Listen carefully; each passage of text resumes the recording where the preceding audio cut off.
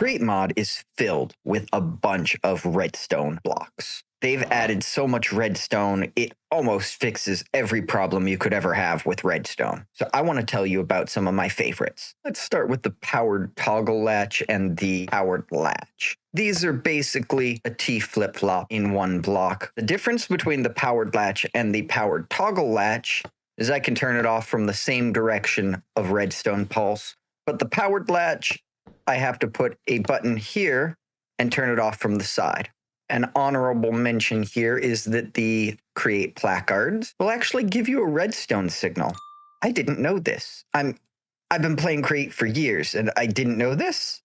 How have I never known? Okay, moving on. Next up, we have this group of blocks here, the pulse repeater, the pulse extender, and the pulse timer. They are all things you can do with redstone in vanilla, but they just make it one block. The pulse timer obviously gives you a pulse on a timer, and you can set this to up to 60 minutes. You can set it up to 60 seconds, and you can set it by ticks. So you've got ticks all the way up to minutes. I love using it at 2 ticks for a super fast auto crafter. Now you can turn these on and off with a lever or a continuous power source here. You could chain these together. So let's say we've got our powered latch there. I can now turn this on and off from a pulse. Hold up, we need to use the other one.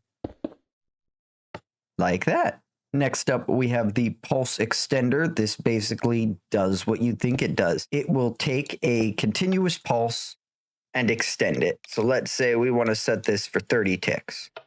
It's going to hold that signal for 30 extra ticks. This is great for something like a button or in conjunction with one of the other blocks that's going to give you a pulse that's only going to be a few ticks. So now, with this, you can extend that a little longer. Moving on to the repeater. The pulse repeater does what it sounds like it does. It'll send out a pulse after the tick. So if we give it a pulse, it'll wait 30 ticks and it'll put out a pulse. Just like that. This is useful with the extender. So if you were to put something like a repeater here, let's say I want to give it 1 second delay, which is also 20 ticks. If I give it a pulse, it'll only put out a very short pulse. This will make it longer. I want that to last 30 seconds. And now that's going to be powered for the next 30 seconds. Moving on, we have power sources. I know I put this over here. I didn't know about that. The analog lever will give out a signal based on where it's positioned. So to go up, you click on it and it goes up by 1 power level. So if I want to get this up to 5, I have to click it 5 times or hold it down. And you can see it can output up to 15. Moving on from there, we have redstone links, which can be filtered and used to send wireless redstone. So let's say we've got this set to a sequence of double redstone. You can set this to any combination your heart could desire, and that will mean you have wireless redstone that knows where to send its power. So if we power the transmitter, then the receiver takes in that power, but we can have multiples of these. And now they have 2 modes, transmit and receive. You can change that with a wrench in your hand or just shift right-clicking it with an empty hand. But with a wrench, you don't have to shift. You can also have multiple sources going in. Both of these are in transmit mode. This one's in receive. Honorable mention for Create 6.0 is that factory gauges can have connections to redstone links. If we add a new connection, let's put this on a wall. Let's say we've got mutton in our storage. I don't have a storage setup. This is just speculative, but we are below that amount. So if we connect that to a redstone link, and I'm getting a weird thing where I have to be holding the wrench when I connect it, but you just add a connection and then you click on the redstone link. Now, this can go in 2 directions. It can be set to transmit, which means this will send a signal when you have your, requested amount that you have said, I want to keep this much in storage, right? So if we've got that set to 10, we're currently under 10, obviously, then you'd have a redstone signal that goes into this redstone link. And then you can take that redstone link, you can copy it with a clipboard by right-clicking, move over here, and let's just plop down another one here and paste that in by left clicking and setting that to receive so that this will power on when this hits 10. It's a great way to add a clutch to a system or to tell a system to turn back on when you're low. So this is currently in transmit mode. I can also tell it to receive, and when I give it power over here, it's going to lock this. And even though we're under, if I were to have, say, items being sent somewhere, it would stop it from doing that as long as I've got it locked.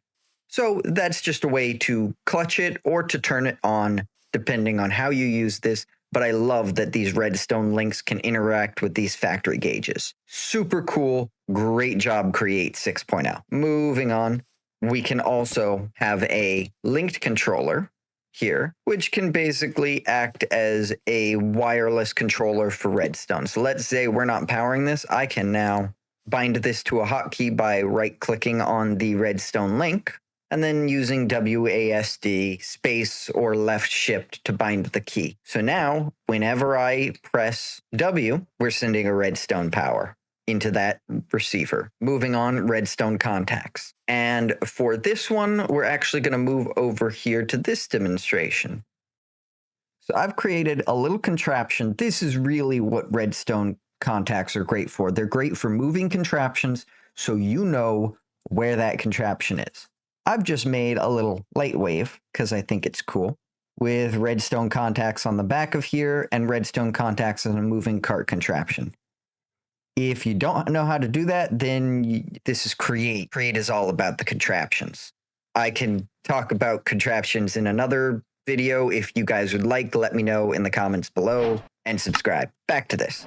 So redstone contacts, just when they are connected, will give a redstone power. Super useful for something like this, where you want power in a light, or if you want a machine that will move back and forth and connect up at certain intervals to let you know and take an output from that machine. It's great for knowing when to lock things, when to move things. When moving contraptions are involved, a redstone contact is useful. You can also use them in the elevator pulley, and these will act as your floor markers on an elevator pulley. Then we've got rose quartz lamp. Now, I find these interesting, and I'm going to use this opportunity to also talk about the Nixie tubes. So if you take a redstone comparator out of a row of rose quartz, it will tell you, that's backwards. There we go, 15. But if I go one back, it'll tell me 14, 13, and so on and so forth. It'll just tell you how far away that block is. So these rose quartz lamps actually work in tandem, but here's the interesting thing. When you've laid them out in a row like this, they stay powered, but they interact with each other and they'll say, hey, turn the other ones off, I'm the one powered. So this is super useful. I haven't found a use for it yet because I haven't built anything that needed this kind of functionality, but this could be, for those redstoners out there who know like a lot, this is super useful, I'm sure. But that's not the only thing they're useful for. They also output a redstone signal. So this could be really interesting for like maybe a combination lock. That seems like it could be a functionality. Then we have a smart observer. This is really useful because unlike a regular observer, it will only detect a block that you have told it to detect. If I were to put a lever here, that's not a chute. It's not going to detect it. But if I change the filter, there we go. It's seeing a lever. And then just for a quick mention, we have the sequence gear shift, the adjustable chain gear shift, the gear shift, and the clutch. These are all redstone blocks that have functionality with Create's rotational force. The clutch stops rotational force when powered. The gear shift reverses rotational force when powered. The adjustable chain gear shift, which I never use, changes the rotational speed of others connected to it. So when this is not powered, this is rotating at 96 RPM, and that's rotating at 96 RPM. When you turn it on, this is still rotating at 96 as it's the first one in the output, but all the other ones in the sequence are now moving at 192, so they've doubled. And then the sequence gear shift allows you to program a set sequence of moves. So turn an angle, move a piston or a pulley or a gantry, set a time delay, wait for another pulse, And when you get a pulse, it will activate doing that sequence. So this is great for a door where you can turn it and then have it turn back, or you can turn it at a time delay of, maybe a few seconds and then move back. See? Super easy. We've got the Nixie tubes again. These will show you the power level. See, that's at a 9. That's going to show you a 9. So that's a cool way. You can also use them with display boards and other things like that. Moving on to some of the redstone interactive blocks. Portable storage interfaces will disconnect whenever they are powered. So if you're putting thresholds near them, keep an eye out. The same goes with stock links. When powered, they will turn off and not send out a signal. And some of the weird bells you can get in Create are toggleable, of course, with redstone. Want to make a noise machine for your friend? Just put a pulse timer. You don't even need a timer set up or anything. This is just annoying. Redstone signals will also turn off smart chutes and funnels so that they can no longer export things. This is great to stop items from moving out when you don't want them to, but moving when you do. You could even set up a factory gauge over there. Hey, I've got a cobblestone generator up here. If I'm low on cobblestone over there, this will open up and the cobblestone will fall through into a lower barrel where you can access it. Same thing, you can turn off your belts and things like that with redstone. Contraption controls are another one that I haven't played with much, but apparently a normal contraption control will simply allow you to toggle the machines that are on the contraption. You can also specify them, but if you were to power them when a contraption is made, so let's say we give this a power signal and then we turned it into a contraption, we could turn off something automatically. I'm going to have to play with it. I think this could be really interesting in a bridge builder or something where you want it to place blocks, but only at a certain time, or you want it to break blocks at a certain time. This might be really interesting. I'm going to have to play with it some more. Then we've got Create 6.0 packagers and repackagers. These, of course, take a redstone signal as well. And I'm sure you kind of know about these, but they will take a redstone signal and remove things from a container and put them in a package. Over here, we've got another really interesting contraption block, the sticker.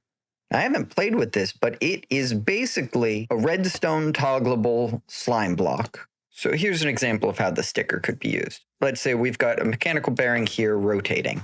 Right now, it is not moving the drills. But if we stop that, we give this power, we start it up again, it will now move the drill because it is now stuck. This could be really cool on maybe a moving robot or something. I haven't seen a lot of people use this, so I am guaranteeing now that you will see me use these soon. I don't know how. I don't know where I'm going to use it, but if you stick around on the channel, we're going to put this in somewhere because that's just too cool. Okay, moving on.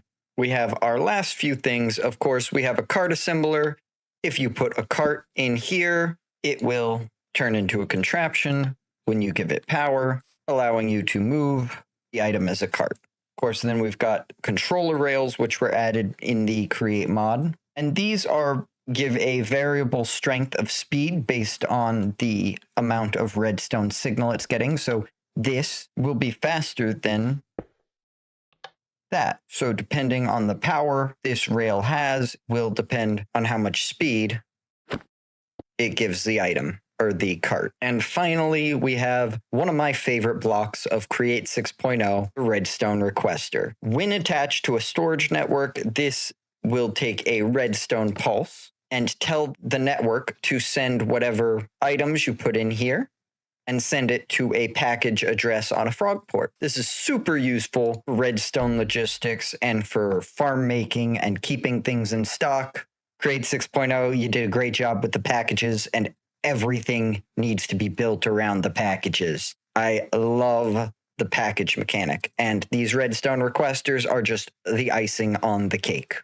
And there we go. That is the redstone Create gives us. This was a very quick overview. It wasn't very deep on any of these blocks, but if you watch my series, Skyblock Infinite Create, you will see all of these mechanics being used at some point or another, except maybe these. I haven't used the bells. I haven't used the sticker. I've used a bit of the contraption controls, but not a lot. But all these mechanics are super useful. And if you want to learn more, hit subscribe because I want to do a little bit more of these explainer videos as well. I've only been at this for 4 months and we've hit 140 subscribers. So if you guys want to be a part of the Gremlin army or whatever we're going to call ourselves, I don't think gearheads would work. I think that's already been taken. Well, if you've got an idea, let me know, and I'll see you guys in another video. Thanks for watching.